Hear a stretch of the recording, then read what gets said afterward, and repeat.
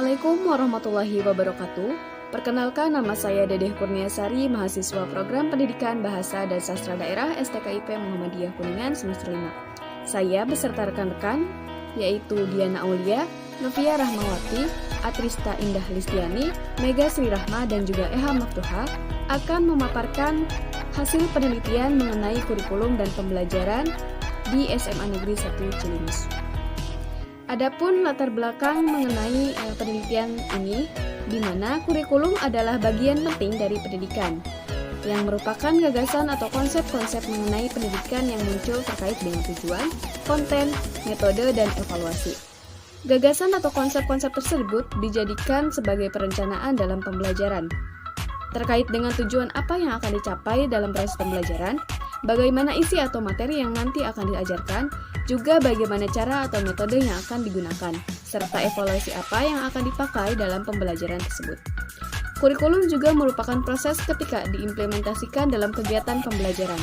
Dalam proses implementasi kurikulum, semua pihak terlibat. Dari proses ini dapat menjadi acuan dalam melakukan evaluasi kurikulum. Adapun penelitian ini bertujuan untuk mengetahui, memahami, dan mempelajari bagaimana penerapan serta pelaksanaan kurikulum dan pengajaran di sekolah. Kami melakukan penelitian terkait dengan kurikulum dan pengajaran melalui observasi di SMA Negeri 1 Cilimus.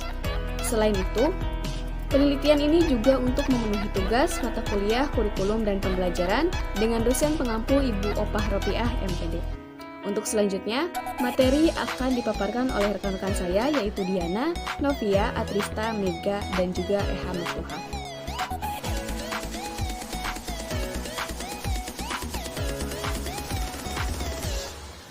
Hasil penelitian pada poin kurikulum yang dilaksanakan hari Selasa 7 Desember 2021 pukul 10.00 sampai dengan selesai yang bertempatan di SMAN 1 Cilimus. Narasumbernya yaitu Ibu Mimin Kasminah, SPD MPD. Hasil wawancara, sejak diresmikannya SMA Negeri 1 Cilimus, kurikulum yang digunakan mengikuti peraturan kurikulum dari pemerintah. Kurikulum yang pernah diterapkan di sekolah yaitu kurikulum 1994, kurikulum KBK 2004, kurikulum 2006 KTSP, dan kurikulum 2013. Penggunaan kurikulum 2013 dimulai sejak tahun 2015, sistem kurikulum 2013 sistemnya sudah berbeda. Di kurikulum 2013, penempatan jurusan sudah dimulai di kelas 10 dengan tes psikotes, sedangkan pada penerapan kurikulum KTSP, penjurusan dimulai di kelas 11. Persiapan yang dilakukan sebelum diterapkannya kurikulum 2013 yaitu melaksanakan sosialisasi kurtilas ke sekolah-sekolah, yaitu kepala sekolah dan wakasek kurikulum.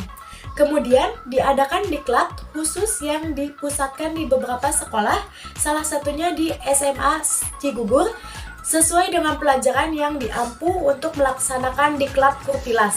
Penerapan kurikulum 2013 di SMA Negeri 1 Cilimus. Setelah adanya sosialisasi tersebut, para guru diminta untuk mengaplikasikan di sekolahnya masing-masing dan di tiap sekolah menyusun program yang ada di kurikulum 2013. Setelah diterapkannya kurikulum 2013, ada beberapa kendala yang dialami. Biasanya dalam penilaian, yaitu hanya pengetahuan dan keterampilan, adapun kurikulum 2013 kognitif, afektif, dan psikomotor. Para guru harus benar-benar mempersiapkan dari mulai program sampai pelaksanaan penilaian dan analisis hasil harus disesuaikan.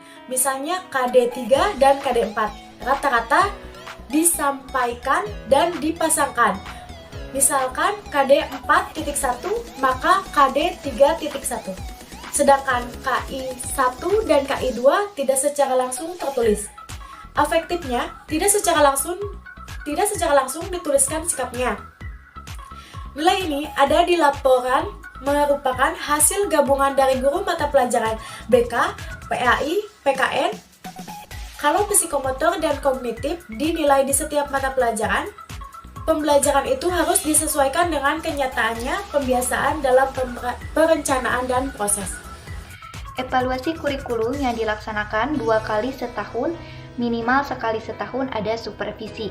Keberhasilan kurikulum di sebuah sekolah berkesinambungan bisa dilihat dari outputnya. Misalnya, siswa yang bisa memasuki perguruan tinggi negeri melalui SBMPTN itu salah satu hal yang bisa menjadi indikator keberhasilan pelaksanaan kurikulum. Tindak lanjut sekolah setelah melaksanakan evaluasi kurikulum dilihat dari hasil evaluasi itu. Jika hasil evaluasi itu guru belum bisa memaksimalkan menyusun butir soal, misalnya dalam evaluasi tidak sesuai dengan yang diharapkan pemerintah, yaitu porsi, kritis, creativity, and communication, sehingga ditindaklanjuti dengan workshop penyusunan soal HOTS. Soal HOTS harus bisa disampaikan atau diujikan untuk siswa menjadi pembiasaan dan bukan sekedar latihan saja. Kurikulum 2013 diimplementasikan dalam proses pembelajaran, salah satunya guru dituntut melek IT. Minimal bisa menggunakan internet atau infokus jika offline, bisa menerima informasi dan teknologi bukan hanya melaksanakan sesuai yang diterimanya saja, tidak kreatif menghidupkan suasana pembelajaran. Padahal idealnya siswa bisa menggunakan fasilitas teknologi bahkan menjadi lebih kreatif, mencari informasi lebih luas dan bisa mendukung pembelajaran dan memungkinkan siswa bisa menghasilkan teknologi itu sebuah karya.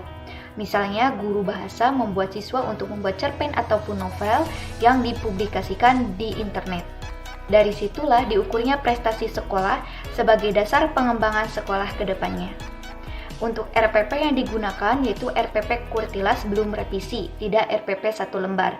Tetapi pada dasarnya semua yang dibuat pada RPP dulu dilakukan, kembali kepada pimpinan karena kebijakan itu dipengaruhi oleh idealisme individu. RPP boleh memakai yang selembar, tetapi harus juga menyiapkan materi dan langkah-langkah hingga evaluasi harus ada dan detail. Sehingga selain RPP selembar, harus ditambah sama seperti peraturan dalam kurikulum 2013. Untuk kurikulum 2013 yang diterapkan saat ini sangat relevan dengan visi misi SMA Negeri 1 Cilimus. Hasil penelitian pada poin pembelajaran yang wawancaranya dilaksanakan pada hari Senin tanggal 6 Desember 2021 pukul 13.00 sampai dengan selesai yang bertempat di SMA Negeri 1 Cilimus dengan narasumber Bapak Alan Laksana MPD. Hasil wawancara. Metode pembelajaran yang digunakan guru bahasa Sunda di SMA Negeri 1 Cilimus sebenarnya disesuaikan dengan materi yang akan disampaikan pada siswa. Jika sekiranya cocok dengan materi, maka dipakailah metode tersebut. Selain itu, metode juga disesuaikan dengan kemampuan siswa. Kebanyakan atau sebagian besar metode yang digunakan adalah metode ceramah. Sedangkan untuk model pembelajarannya sendiri menggunakan model pembelajaran make a match yang merupakan model pembelajaran yang mencari pasangan antara soal dan jawaban yang cocok. Contohnya digunakan dalam materi sisindiran. Selain itu, ada juga model picture and picture, di mana menggunakan gambar yang acak untuk disusun atau mengembangkan gambar menjadi tersusun. Contohnya dalam materi Charpon. Kelemahan dari model-model di atas adalah akan tercipta kegaduhan dan keramaian yang tidak terkendali di dalam kelas saat proses pembelajaran. Media pembelajaran yang sering digunakan guru bahasa Sunda di SMA Negeri 1 Cilimus berbentuk gambar, video, dan PowerPoint. Sumber pembelajarannya sendiri yaitu menggunakan buku paket penggelar bahasa Sunda karya Yayat Sudaryat dan juga buku LKS. Sumber belajar juga memiliki kekurangan yaitu materinya yang terpaku dan tidak berganti. Untuk perencanaan pembelajaran yang ideal sendiri disesuaikan dengan apa yang ada di dalam RPP, adanya pembukaan, isi dan penutup. Tetapi menurut narasumber, wawancara perencanaan pembelajaran yang ideal ada dalam penyampaian materi, di mana memfokuskan kepada apa yang akan kita sampaikan kepada peserta didik sehingga dapat menerima dan memahami materi dengan baik serta terciptanya tujuan pembelajaran. Selama pandemi COVID-19, mengharuskan kegiatan pembelajaran dilakukan secara online atau daring. Dalam pembelajaran daring di SMA Negeri 1 Cilimus menggunakan e-learning, yaitu berupa web sekolah, di mana web ini digunakan sebagai media untuk melakukan pembelajaran daring, seperti mengirim mapel untuk guru dan siswa juga dapat mengirim tugasnya atau memberikan pertanyaan terhadap materi pelajaran yang dikirim. Pelaksana pembelajaran daring tidak lepas dari berbagai kendala. Kendala yang dirasakan guru selama pembelajaran daring adalah siswa yang jarang mengikuti kegiatan belajar mengajar. termasuk juga siswa yang kurang responsif terhadap apa yang ditugaskan guru. Ini berbanding terbalik dengan pembelajaran konvensional atau tatap muka, yang mana respon siswa terlihat selama proses pembelajaran. Selain itu, implementasi dalam pendidikan yang terjadi utamanya itu mendidik menjadi berkurang. Berperilaku sopan dan hormat diabaikan oleh siswa karena kurangnya pengawasan dari guru dan sekolah. Karena selama pembelajaran daring, komunikasi yang terjadi itu cuma satu arah. Oleh karena itu, pembelajaran tatap muka atau konvensional lebih efektif dalam pembelajaran. Karena guru dapat secara langsung melihat perkembangan siswa baik dari segi kognitif, motor, maupun segi afektifnya atau sikap. Pembelajaran offline atau tatap muka juga membuat siswa lebih responsif, sehingga komunikasi yang terjalin antara guru dan murid bersifat dua arah. Di SMA Negeri 1 Cilimus ini, semua mata pelajaran mempunyai KKM 75, termasuk juga mata pelajaran Bahasa Sunda. Evaluasi yang digunakan dalam proses pembelajaran Bahasa Sunda menggunakan tes lisan. Ini dikarenakan agar guru dapat mengetahui lebih dalam bagaimana tingkat pemahaman siswa terhadap materi pelajaran. Tes lisan ini lebih efektif daripada tes tulis. Karena dengan tes lisan, siswa bertanggung jawab terhadap dirinya sendiri. Sedangkan tes tulis, siswa kurang bertanggung jawab terhadap dirinya sendiri. Misalnya, memberi contekan kepada teman-temannya, ataupun membawa contekannya sendiri. Jadi, penggunaan tes lisan ini salah satu upaya untuk mengembangkan rasa tanggung jawabnya terhadap dirinya sendiri.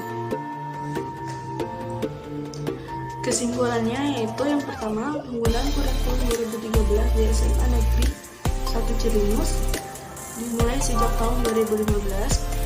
Penerapan kurikulum 2013 ini dimulai setelah adanya sosialisasi.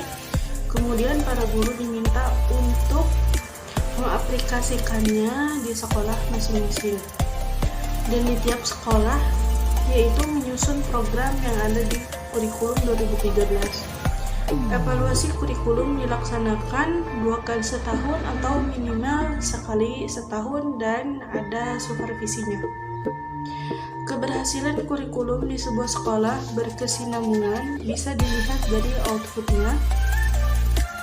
Ke-13 ini diimplementasikan dalam program pembelajaran, salah satunya guru dituntut melek IT, minimal bisa menggunakan internet atau infokus jika offline, bisa menerima informasi dan teknologi. Yang kedua, metode pembelajaran yang digunakan guru Bahasa Sunda di SMA Negeri 1 Cilimus sebenarnya disesuaikan dengan materi yang akan disampaikan pada siswa. Media pembelajaran yang digunakan guru Bahasa Sunda di SMA Negeri 1 Cilimus biasanya berbentuk gambar, video, dan PowerPoint. Sumber pembelajarannya yaitu menggunakan buku paket penggelar bahasa Sunda karya Sudaryat dan juga buku LKS. Kemudian evaluasi yang digunakan dalam proses pembelajaran khususnya bahasa Sunda menggunakan tes lisan. Sekian dari kelompok 2, kurang lebihnya mohon dimaafkan. Wassalamualaikum warahmatullahi wabarakatuh.